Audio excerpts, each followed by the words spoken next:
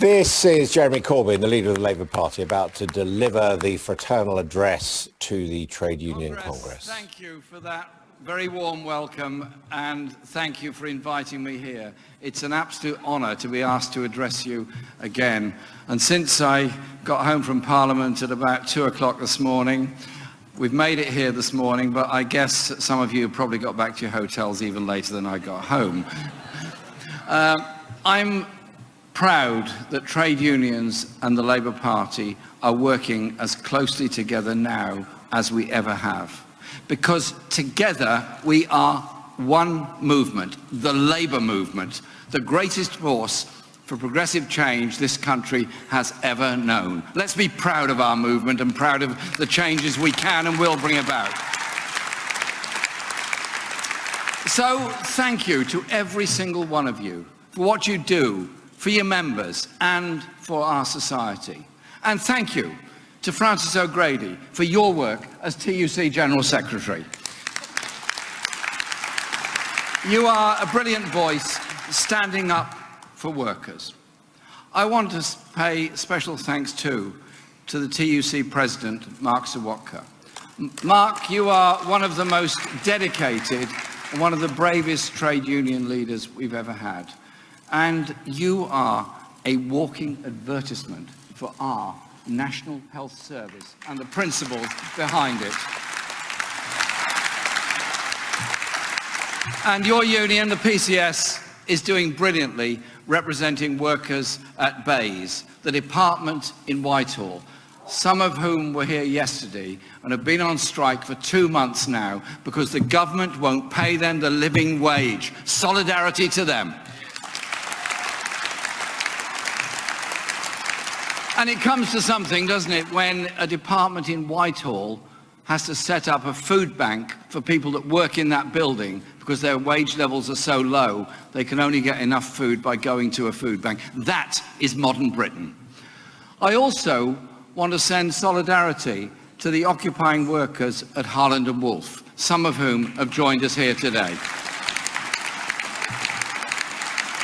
Well done on your campaign to defend jobs and try to ensure there is a future for Harland and Wolff in Belfast. Congress, this time last week, the Conservatives and the DUP had a majority of 1 in the House of Commons. The last time I checked, their majority was down to -45. Today, Parliament stands empty, shut down by a Prime Minister running away from scrutiny. But let me say this, we mustn't ever mistake the drama at Westminster for what real politics is about. What truly matters to people isn't resignations and defections and late-night votes in Parliament. For most people, all of that is a million miles away. What truly matters is the reality of their everyday lives, in their community, on their streets, and at their workplace. Real politics, for me, isn't about the parliamentary knockabout, with all its baffling language and procedures. Real politics is about giving power to people who don't have a lot of money and don't have friends in high places, so they can take control of their own lives. Boris Johnson's political strategy is perfectly clear. He wants to stage a showdown over a no-deal Brexit that he can repackage as a battle between Parliament and the people, with the people in this melodrama played by none other than that man of the people, Boris Johnson himself. But the idea that Johnson and his wealthy friends and backers somehow represent people is truly absurd. Johnson and his right-wing cabinet are not only on the side of the establishment, they are the establishment.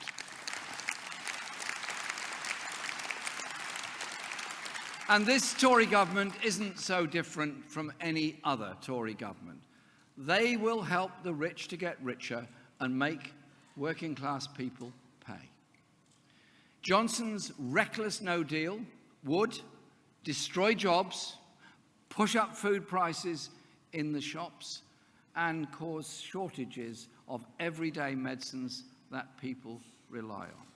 And it will disrupt supply chains in manufacturing industry and lead to all kinds of problems in many other places of work. And who bears the cost of that? It wouldn't be Johnson and his wealthy friends. It's not their livelihoods on the line. It will be the rest of us. Just as it wasn't the bankers, who Boris Johnson still defends, who paid the price for the financial crash of 2008. It was tens of millions of working people who had absolutely nothing to do with it. For the Tories,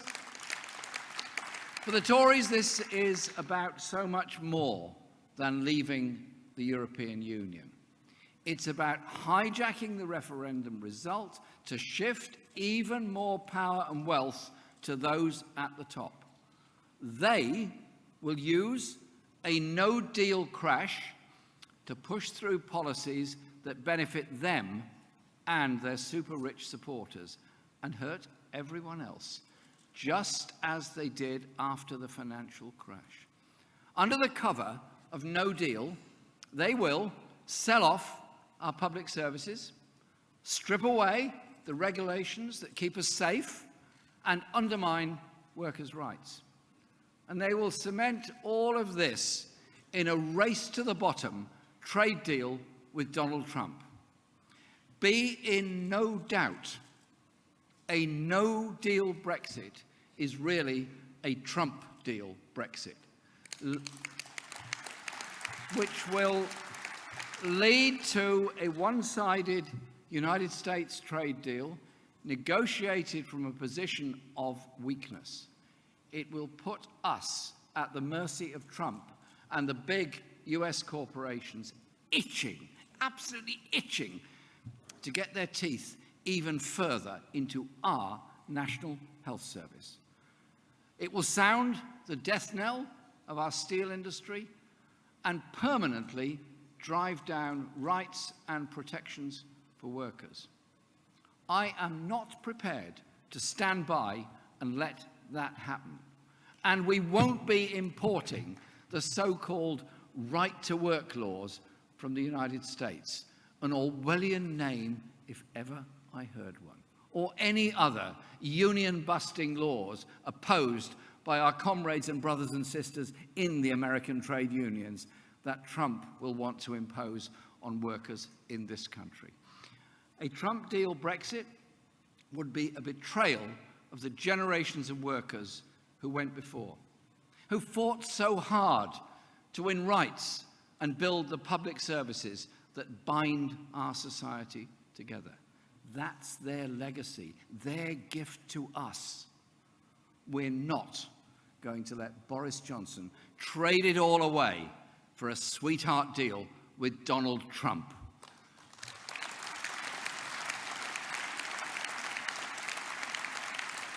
That's why our first priority is to stop no deal and then to trigger a general election.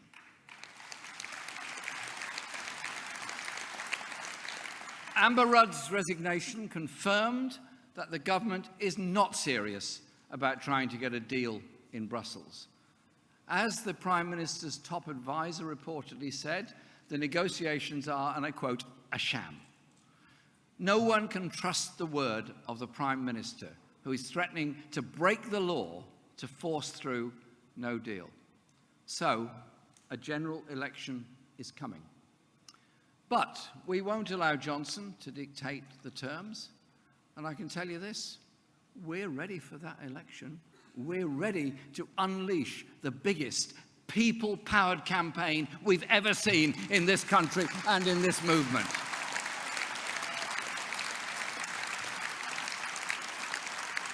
And in that election, we will commit to a public vote with a credible option to leave and the option to remain. Labour is on the side of the people in the real battle against the born-to-rule establishment that Johnson represents. We stand for the interests of the many, the overwhelming majority, who do the work, pay their taxes, not the few at the top, who hoard the wealth and dodge their taxes.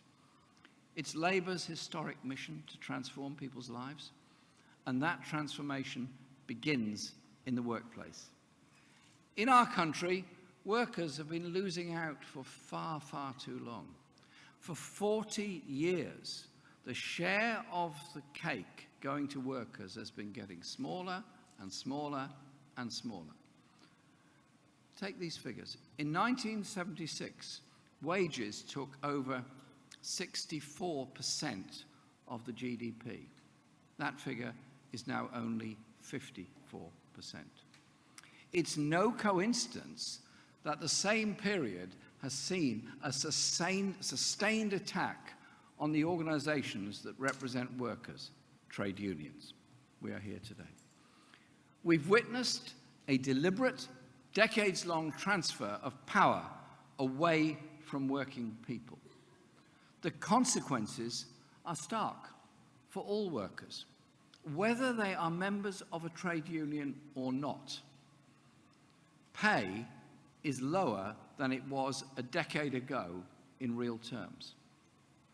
I'm told that the last decade has seen the biggest squeeze on wages since the Napoleonic Wars. Personally, I can't remember that far back, so I tried to contact Jacob Rees-Mogg this morning to check, because he knows these things, but he was fast asleep again on the government benches, as he always is. Things cannot go on as they are. Change is coming, and it must be change that gives power to the true wealth creators, the workers. So today, we're announcing that the next Labour government will bring about the biggest extension of rights for workers that our country has ever seen.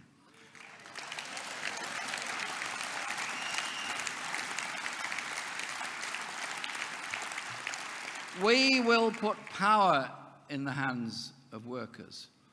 What will that mean for people? Better wages, greater security, and more say. We'll give workers a seat at the cabinet table by establishing a new Ministry of Employment Rights. Our Shadow Secretary of State for Employment Rights, Laura Pidcock, will explain the detail of our plans when she speaks later today. And I'm looking forward to hearing her speech. But let me give you an overview. At the core of its work will be rolling out collective bargaining across the economy, sector by sector. It is a system they have in many of the most successful economies around the world. It prevents undercutting on wages, fosters workplace stability, and encourages businesses to invest in productivity. It's only by acting together, collectively, that workers can really make their voice heard. So, within 100 days of our government taking office, we will repeal the Tory Trade Union Act.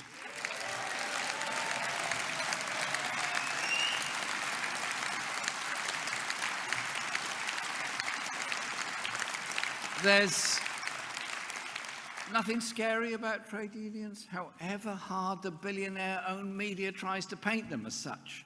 They are the country's largest democratic organizations, rooted in the workplace and indeed in the communities. Why should democracy end when you walk into work? Why should the place where you spend most of your day sometimes feel a bit like a dictatorship? If, as an individual, you're asked to work in conditions that are unsafe, what choice do you have? It's take it or leave it. But as part of a union with strength in numbers, You can demand a safe working environment. I want to say this to everybody who's watching beyond this hall. If you're feeling powerless about your work situation, take action now, today. Join a trade union.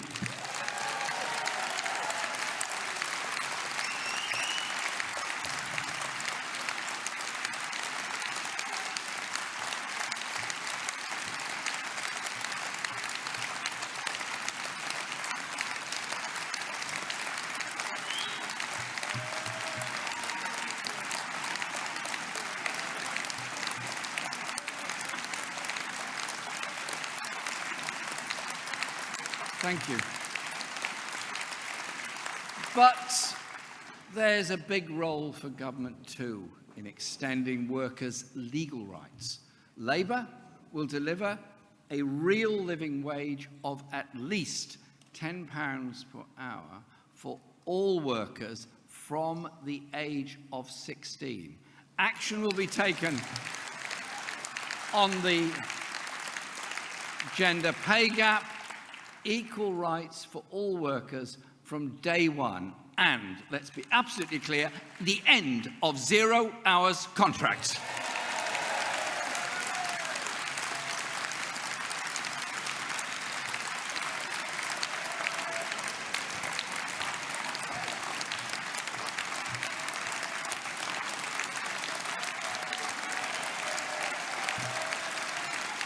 I'm not finished yet.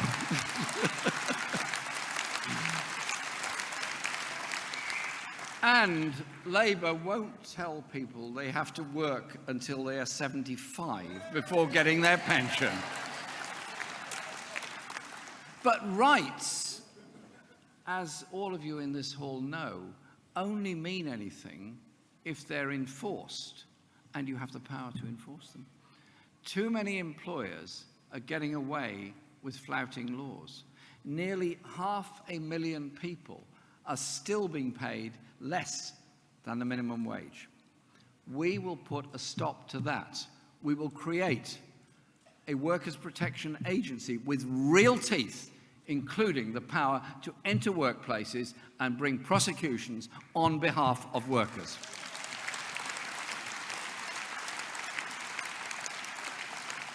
If you're a worker with a boss who makes you work extra hours for no pay or forces you into a dangerous situation, you deserve a government that's on your side and ready to step in to support you.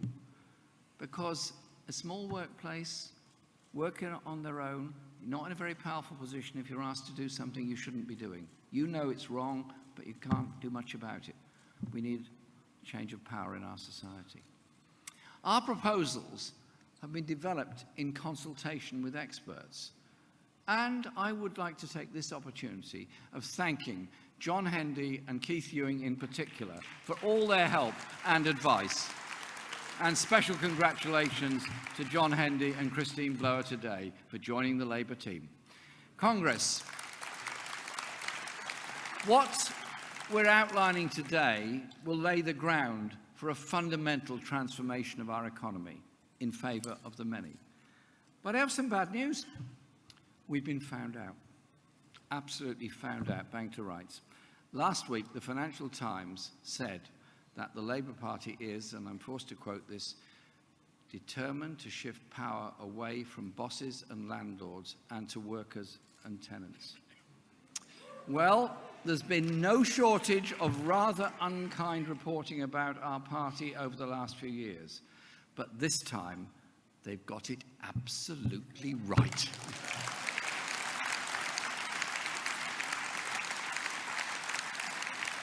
We will put workers on company boards and give the workforce a 10% stake in large companies, paying a dividend of as much as $500 a year to each employee. And we will give tenants more rights, including caps on rent rises. And that principle of empowering people doesn't just apply at the workplace. We will bring rail, mail, water, and the national grid into public ownership.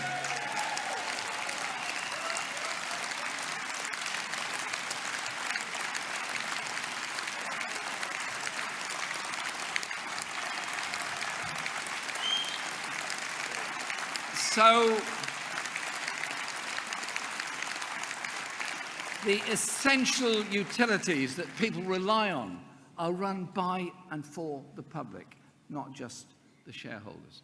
I want to thank all of the unions that are working with us to develop our new model of public ownership. I want to thank all of the unions that put forward great ideas and taken part in very interesting discussions about how we're going to bring this about.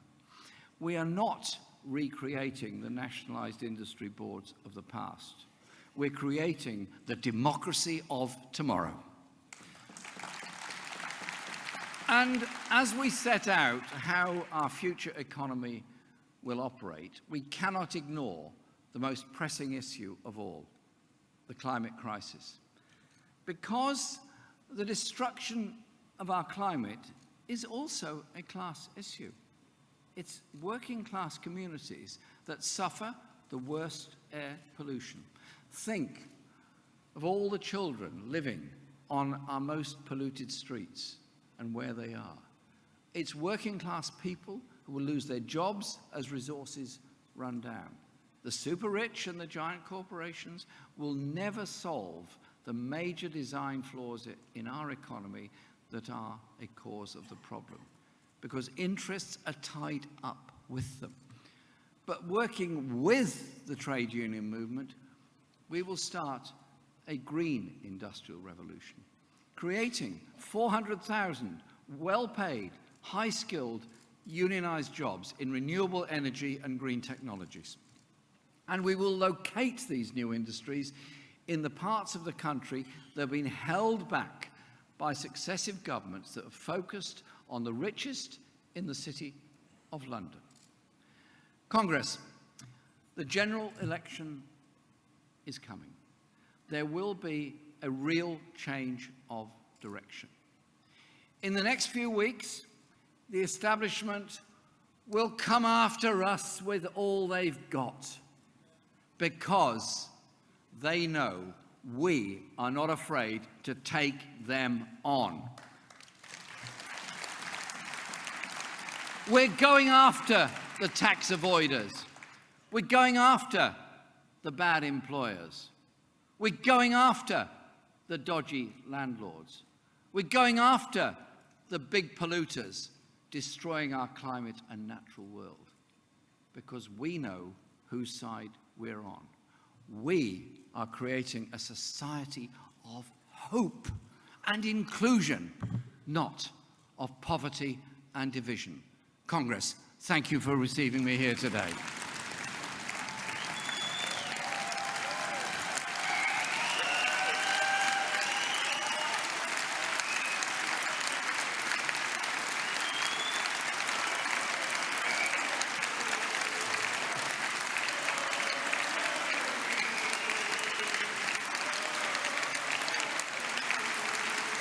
Thank you.